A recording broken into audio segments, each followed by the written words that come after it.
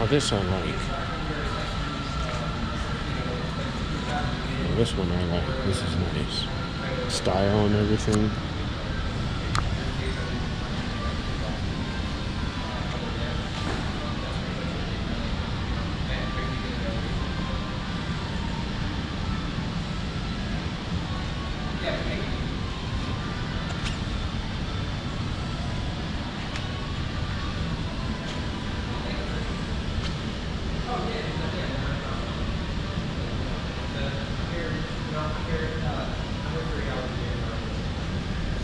Yeah, this is really nice right here. So. Hey, how's it going? Which one? That one? Yeah. Yeah, I was just telling my audience. Because like I kind of saw you circling around and stuff with that. I didn't know if like you had any questions about it or something. Oh no. I'm actually Mike. I'm one of the transfers. Hi, I'm Bill. I don't know if you wanted recording. I just. Oh, dude, no, it's totally fine, man. How you guys doing? Yeah, I have a YouTube channel, so. Oh, right on, excellent. Yeah, so. Yeah, did you have any questions at all? Or? No, I'm just. Well, here, actually, wait, let me change uniforms. There we go. How about that? Nice. Okay, so I wish I could do that at work. Okay, so. Yeah. So what's going on? Oh, nothing. Just checking the bike out, you know, and just showing my audience. I've been here a few times, so I know Matt. So. Awesome. Yeah. Awesome. So. Do you have any questions on it? No, I'm good. It's a nice bike. I really like it. Yeah, so new for this year, it's a 2023. It's like this is like the brand new colorway for it. Nice. I'm a huge fan of it. I like it a lot. You know, like black pipes, all that stuff. Yeah, me too. Yeah. My bike's all black. I just love black. It's just like something that like they did new this year is like they put on the cafes. Or like it's like actually starting in 2022 they started doing this, but it's like for 2023 as well. They actually put on like they started doing Brembo with like standard equipment on all bikes except for the Trident and the Sport 660. Oh, okay. So, but yeah, it's like everything comes with like Brembo braking system now, which is really now really that fantastic. I'm kind of unfamiliar with that braking system.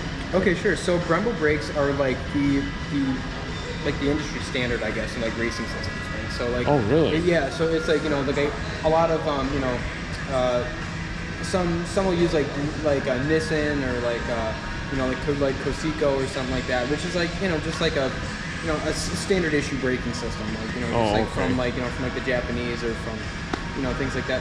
Like you'll find the Nissan calipers on like, you know, the Trident 660 and the Sport 660 just to kind of keep the cost down. Oh, now, okay. On the old Bonneville 900s, right, they used to come with a single disc Nissan caliper, right? So now every single Bonneville, like past like 2022, is going to have like the like a cafe style Brembo system on them. Oh, and okay.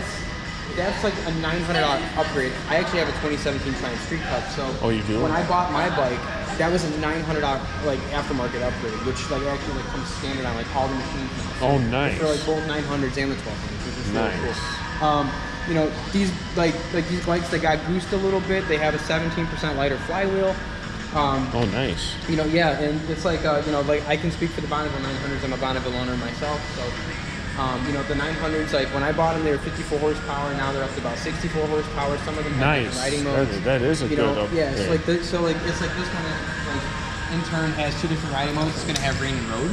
Okay, yeah. So yeah, so it's like if you take a look here, like you're going to see right over here on the right hand side, it's like you can actually flip it on the quick mode button to road and rain. Now what the road, like the big difference between road and rain is like rain is actually going to cut the power down a little bit. It's going to ease the throttle mapping, so it's going to make it a lot more gentle. You're not going to crack that wheel wide open, you know. It's also going to engage traction control and ABS a lot sooner.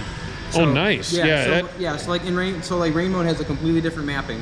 It's like you take and then you go to road mode, and it's going to have like, you know, a more like road friendly, you know, mapping, and it's going to give you a lot of mid-range torque and stuff like that. And it's really going to kind of bring the engine to life. You know, ABS and traction control is less, or like there's less intervention between the, you know. Okay. So it's going to have like more of like a road style ABS and traction control. Furthermore, it's like if you do want to toggle traction control, you can. You know, ABS is always engaged, but you know, it's like there's less, I guess there's less intervention in road mode than there would be in rain. So it's like it's going to kick on a lot quicker in rain mode. So, yeah, yeah, that's something that you can actually toggle on and off. That's kind of nice that that Triumph is doing that, because like Honda Rebel 1100 has that rain mode, sport mode, and it's you're still gonna get like your trips and like your fuel economy and stuff like that. Like I guess your global fuel economy. Okay. Like your 24-hour clock. Your traction control and stuff like that. Nice. But yeah, it's like the quick mode buttons are actually pretty cool, because now you can just do that right on the fly. You just close the throttle and boom, you're in a different mode. Oh, okay. So, yeah, but yeah, that's what I've noticed. Like with with the Honda Rebel 1100, that you have to cut off the throttle to engage the different modes. Yeah. But yeah, I mean, it's like you don't have to pull over and stop, and it's like you just hit it and then you close the throttle, and then like it'll remap on the fly.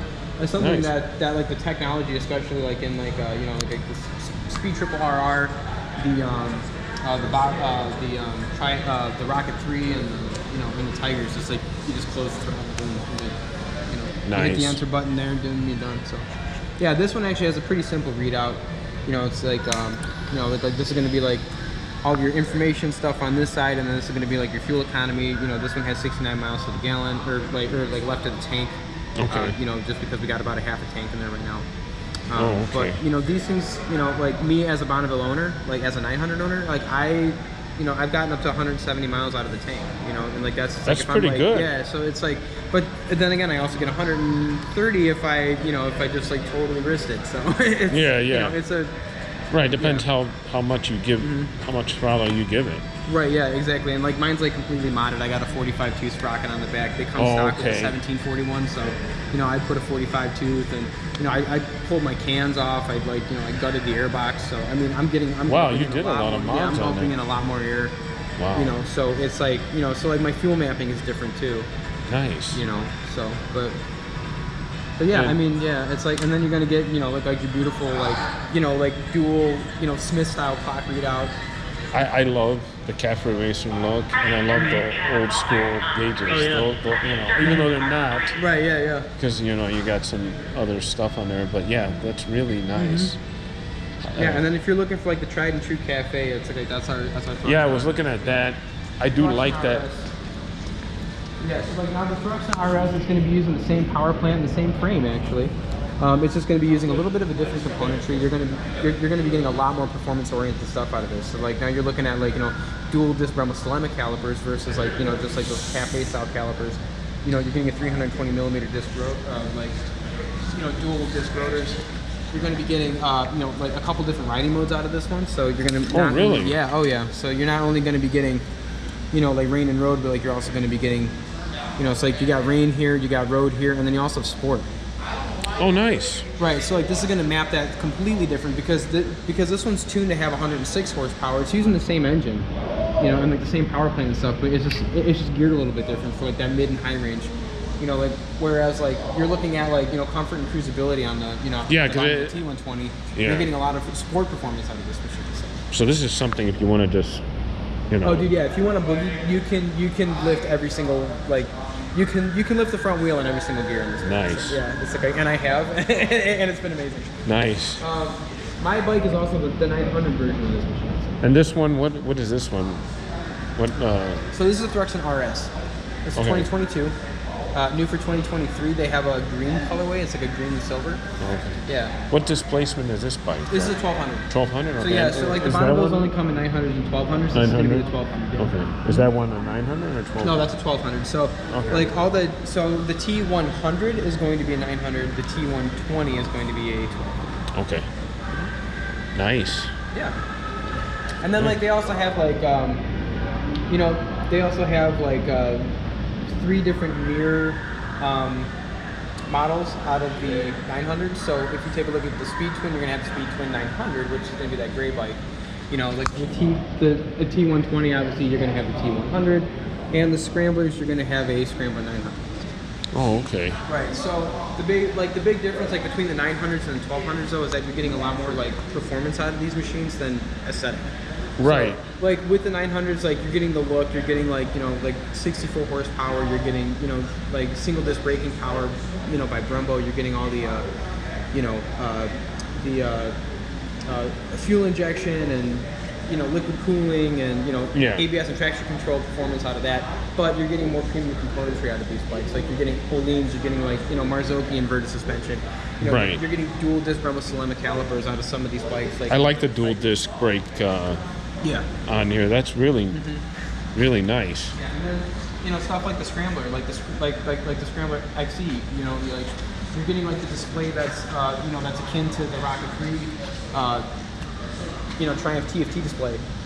You're also getting 6 different riding modes out of this machine. That's only found in really the Tigers. So, okay. Whereas the 900 is going to be like your aesthetically pleasing Scrambler. Like this is actually like a performance dual sport machine. This has like a ton of like suspension travel. It's it's got tubeless spoke rims. It's pretty much using like the same rim as the Tigers. It's got 6 different riding modes, including Off-Road Pro, which is found on the rallies. So, oh, nice. I mean, so that's So there's a lot of performance out of this bike, whereas like you're getting 2 different riding modes, rain and road out of the, out of the Scrambler. New for 2022, you're getting the addition of off-road. So. Oh, nice. Yeah. So there's a lot, there's a lot to, there's a lot to unpack here with the 1200s and the 900s. But your 900 is going to be your super fun bike. Your 1200s are going to be like your performance-oriented machines. Yeah, I could tell just by by looking at it. I was and they range mentioning from about anywhere between like 86 and 106 horsepower, depending on model. Wow, that is a lot. Yeah, so like Thruxton RS is going to be like your, at the top of that range, whereas like the, the Bonneville T120 is going to be towards the bottom. As is like the Bobber and the Speedmaster. So, Speed Twin, I like to think of the Speed Twin as like a upright Thruxton. Scrambler is going to be a completely different kind of machine altogether. Wow. So that's like a tried and true dual sport. But like you're getting like the simplicity of like a Bonneville, and like you're also getting like the classic look. Whereas like the Tiger is a very serious adventure machine. Yeah, I could tell when I was looking at it. It looks like it's pretty much for touring. I don't think it's off-road, but Right. It's not off-road, but I mean, it's got the... What, this one? Yeah, it's got this is a true 50/50 off-road machine. Oh, it is off-road? Yeah. Even though it doesn't have the knobbies? No, so like, so this one fits the Metzer, so this one comes equipped with the Metzer Carouse, but it fits the Michelin Anarchy Wild, which is the official aftermarket tire for this bike. Okay. Right, so it's like, that's what you're gonna see like in the, like in the Hero Bay right there. Yeah, I was looking at it. So. Yeah, because it does kind of look like an off-road bike, but... Yeah, no, so like, it's like, I actually sold one of these, I actually sold the Rally Explorer, which is going to have the 8-gallon tank and like the more like premium mix, like it's going to have the premium, upgraded componentry and stuff like that. Like it's going to have like TPMS and a whole bunch of stuff. I got like 6 pages of notes on this bike alone. Oh, wow. Yeah, but so like the Rally Pro is going to have like a 5-gallon tank and like your standard, electronics package, whereas like the Rally Explorer is going to have, an upgraded electronics package is going to have an 8-gallon tank. Like you're getting almost like 400 miles out of that tank. Wow. Like you're getting 373 miles out of the game. Like, so, yeah, I was going to say like with the Rally Explorer, I actually sold one to a dude back in June, and like he left in September. So I'm pretty sure he's like somewhere like around Mexico right now. But like he's going from, so he's a Chicago native. He's riding to Anchorage, Alaska. He's going all the way down to Tierra del Fuego, like on the west coast, like just both continents, just all the way down. So like he's going through there. He's going through Panama, taking the, he's like crossing Panama Canal, going all the way down, and then he's coming all the way back up the east side, and he's going through like the Gulf and then coming back up. So I mean, like dude is like circumnavigating like North and South America. Nice. And that's the kind of bike that he's riding. So he's going through 14,000 foot elevations. Right. Dude is, probably not going to see, he's probably not going to see a gas station for like a few days, so like he's going to need that range, so it's like that's why we set him up with a, with a Rally Explorer. But, these, like, you can water ford these bikes, you can, it's like their intakes are stupid high on them, it's like you can sink them like, pretty deep in a river, Yeah, I could tell, they're pretty... This bike's ready to go. I've seen people launch them like 20 feet over sand dunes and stuff like that too. Wow, that's crazy. It's like especially being the Rally, where you're going to have a 21-inch tubeless spoke rim and you're going to have a 220 millimeter suspension travel out of this bike. Whereas like the GT version, I don't think we have a GT on the floor right now, but The GT has 200 millimeters of suspension travel, and you're also looking at a, you know, like a mag rim. It's a 19-inch, like, you know, tubeless mag rim versus the tubeless spoke rim, you know, out of the rally. But yeah, these are tried and true adventure bikes. These are going to be the pinnacle right now of ADV technology. Nice. I was looking at them, like they really are. They really are. Yeah, so they're actually nice, 37 pounds lighter than the competition. They have 14 more horsepower and 7. Well, that's good. Lighter means better fuel economy. Yeah, they also have automatic sag for this year. You know, it's like all the 1200s are shaft driven, whereas the 900s are chain driven. Okay. Now that was demographic requested. You know, so it's a lot of the 900. Oh, it's got a shaft drive. Yeah. Huh. Which is also a structural member of the swing arm, which is pretty cool. So. It's interesting. I didn't know they started doing this on motorcycles, because they started doing some on bicycles. Yeah. And they actually are doing them on motorcycles. That's awesome. What, you mean the shaft drive? Shaft drive, yeah. Oh yeah, shaft drive has been around forever. Yeah, it's. Yeah, actually, like I think my first machine was a 2008 V-Star 650, and I had shaft drive. Nice. Like, you know, even like before that, I mean, like, you know, like all the Honda Shadows and stuff have like classically been, you know, shaft driven. So. I think you have less maintenance on it, right? Yeah, so every 15,000 miles you peek in the weep hole. It's like if there's still oil in it, you're good to go. Yeah. That's one of the reasons why they did that, is because, you know, like these particular customers who are buying these machines because they're, you know, $25,000, like, you know, at some point. Wow, that's pretty. You know, like decked out with like the panniers and the top box and all the other stuff you can put on it. Like these bikes can top out around $30,000. You know what I mean? It's like when, like, you're all set and done with them, you know. But then again, it's like, you know, like these bikes have heated seats, heated grips, heated passenger cooling. They have navigation, and they have like cruise control, and they have, you know, it's like they have everything of a Goldwing, but like on a Jenny Craig diet, you know. And then That's right, and then they have, you know, but like it's a dirt bike. It's a sport bike because it's got 148 horsepower, and it's got, you know, 93 foot-pounds of torque in it, and, you know, it's got 6 different riding modes, including sport, and it also has a quick shift on it. You know, so it's like, you know, so like it's like you can rev it up, you know, 9,500 RPM, and then like you can just slam it into gear like you can on a speed triple. Nice. You know, I mean, like, yeah, these things are incredible. So. Wow. Yeah.